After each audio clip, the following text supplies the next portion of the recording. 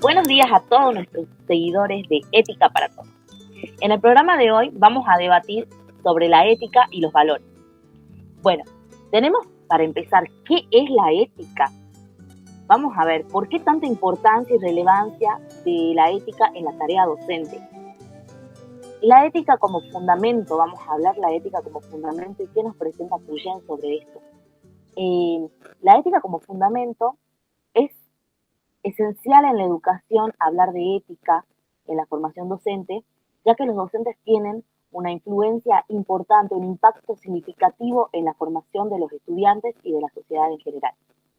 También vamos a plantear que la ética en la práctica docente es importante, ya que nos ayuda a la toma de decisiones, ¿sí? Vamos a hablar sobre un debate que está en auge, digamos, ahora en la educación, que es, por ejemplo, el bullying.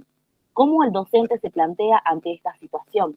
¿Qué es lo que pasa? ¿Qué es lo que ustedes piensan, chicos? ¿Qué es lo que dicen sobre el bullying como futuros docentes, como docentes en sí? ¿Qué es lo que ustedes piensan? ¿Qué es lo que dicen?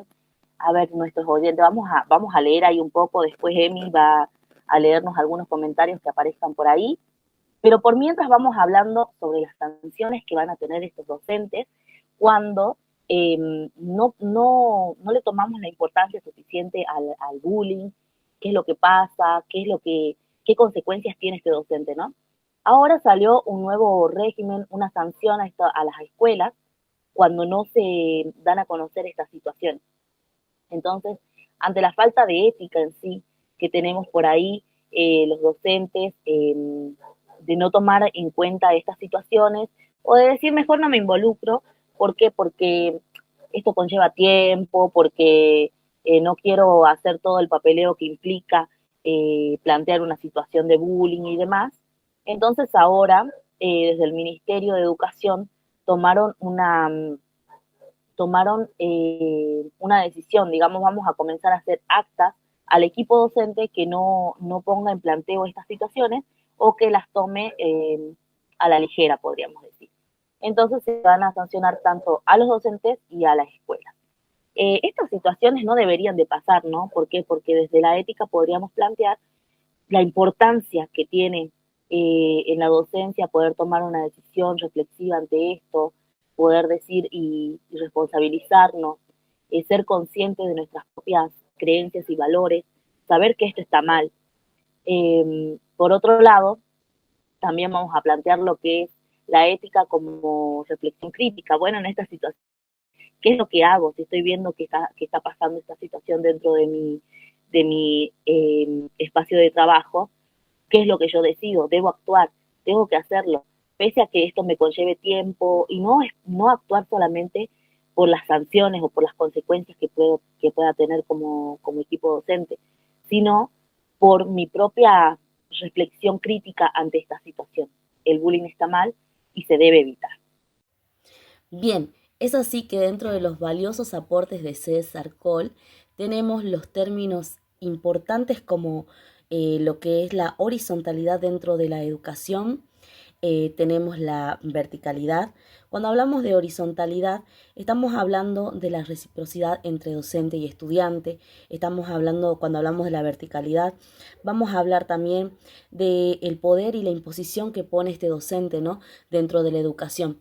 Y para explicarnos un poco más de esto desde una vivencia personal, tenemos un móvil en el exterior de nuestra querida artista Fátima Sosa. Hola chicos, ¿cómo están? Yo me encuentro aquí, ustedes tan lindos y mírenme a mí chambeando, así que bueno, pero nunca es imposible dar esta charla con ustedes.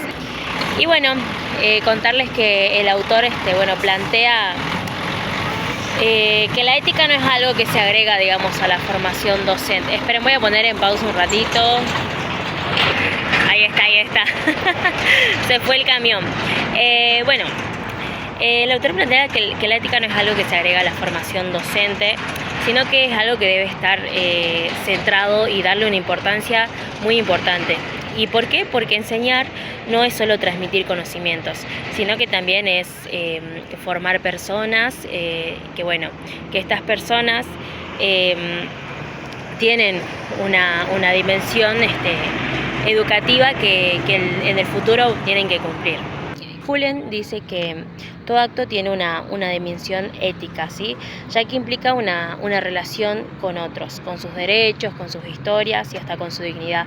Por eso, como futuros docentes, se debe reflexionar sobre el papel en la sociedad y comprometerse con una educación inclusiva, una educación crítica y una educación justa. Y a mí me encanta hablar de la educación inclusiva, la verdad, porque siento que este tema me toca mucho, pero quizás lo podamos tratar en otra ocasión y más adelante para que esto no se nos haga largo, ¿sí? Y bueno, en resumen, me gustó mucho porque este capítulo nos invita a pensar que ser docente también es asumir una responsabilidad ética. No solo enseñar contenidos, enseñar por enseñar, sino formar ciudadanos y formar personas que se comprometan por un bien en común. Así que bueno, chicos, eso. Vamos a hablar también un poco, bueno, vamos a hablar a ver de los valores. ¿Qué valores? A ver, chicos, vamos a plantear un poco esto de los valores que nos presenta Graciela Brunet. Sí, la valoración es en relación al valor de un objeto, que en este caso habla Luis Villoro de los objetos que serían una actitud favorable. En este caso distingue dos valores importantes, que es la creencia y el afecto, pero en relación a una cosa o un objeto. Sería la creencia no de algo religioso, sino de la creencia de un objeto en sí. En este caso, al ser una cosa el objeto, entonces distingue como en relación a un objeto, no como cosa elemental, sino como valoración de este objeto. En este caso yo planteaba un ejemplo del valor como la partitura de un maestro que estuvo en el profesorado de música y en la escuela de música, que era el maestro Ricardo Vilca, que él fue autor importante en la provincia de Jujuy, reconocido nacionalmente e internacionalmente también, y bueno, nos dejó una partitura que sería un valor, un bien, que sería en este caso la partitura de Huánuco. Eso sería en relación a la valoración de un objeto que ya deja para generaciones algo muy importante de lo que él creó como compositor y autor. Hola, buenos días a mis compañeros, a nuestros oyentes. ¿Cómo se lo trata la mañana? Un tema muy aclamado por nuestros oyentes es el conocimiento de los valores. Saber si estos valores son de aspecto subjetivo u objetivo. Y para esto, Brunet nos aclara que debemos descubrir si hay un valor o una cualidad presente en un objeto o en una situación. Y esto a su vez requiere de una experiencia donde debe darse en el sujeto valorante una disposición. Por ejemplo, encontramos en el cuadro Guernica de Picasso que se observan valores estéticos. A simple vista, esto es lo que podemos observar. Pero si el sujeto o la persona no cuenta de una disposición, no conoce la historia que hay detrás que engloba todo este cuadro, esta pintura, no podrá reconocer sus cualidades valiosas. Y todo esto se basa en un contexto cultural. Entonces, encontramos una dualidad entre los valores subjetivos y objetivos, que los subjetivos serían lo estimado y lo objetivo es lo estimable. Entonces de aquí surge la pregunta, ¿no? ¿Son los valores subjetivos o objetivos? ¿Cómo saberlo? ¿Cómo reconocerlos? Brunet nos habla desde el punto de vista del objetivismo, el cual afirma que ciertos bienes son apreciados porque en ellos residen valores y que el valor existe a partir de la valoración que le otorga cada persona o cada sujeto a dicha situación o objeto. Por el contrario, el subjetivismo aduce en el valor con argumentos, como por ejemplo en el caso del cuadro, no apreciaríamos la pintura si no tuviéramos ojos. Entonces, otro ejemplo para entenderlo es este, no gusta de un buen vino quien no tiene el paladar educado. Pero aquí surge la separación entre el subjetivismo y el objetivismo, ya que los objetivistas dicen que un buen vino lo es porque tiene ciertas propiedades, ya posee esas propiedades, y no porque nosotros no tengamos un paladar educado no vamos a poder reconocer las cualidades que posee. Bueno, buenos días. Buenos días. Compañeros. Bueno, y a todo el mundo Escuchándonos. Hablando del objetivismo, de los valores, podemos decir que al fin y al cabo el objetivismo habla de que los valores son dependientes o independientes de sí. Existen. En cambio, el subjetivismo, al hablar de subjetivismo, decimos depende de cada quien, depende de mí, depende de Ana, depende de Vero, de Emi, depende de lo que cada uno piense, ¿verdad? Si no hubiera conciencia humana, no existirían los valores, dice el subjetivismo. Es una gran discusión esta entre varios filósofos, entre varios gente que estudia esto de la ética, ¿verdad? Hay un ejemplo muy que me hizo mucho eco en la cabeza, que habla Brunel, diciendo esto de por ejemplo, el homicidio es malo, pero si hiciéramos ese homicidio en defensa propia, o por ejemplo, yéndonos a otro lado, si hiciéramos ese homicidio y nadie se diera cuenta de lo que hicimos, ¿el valor en dónde está? O sea, nosotros, para el mundo, para el universo, siendo objetivos, el valor tendríamos que ser no matar, no hacer daño a las personas.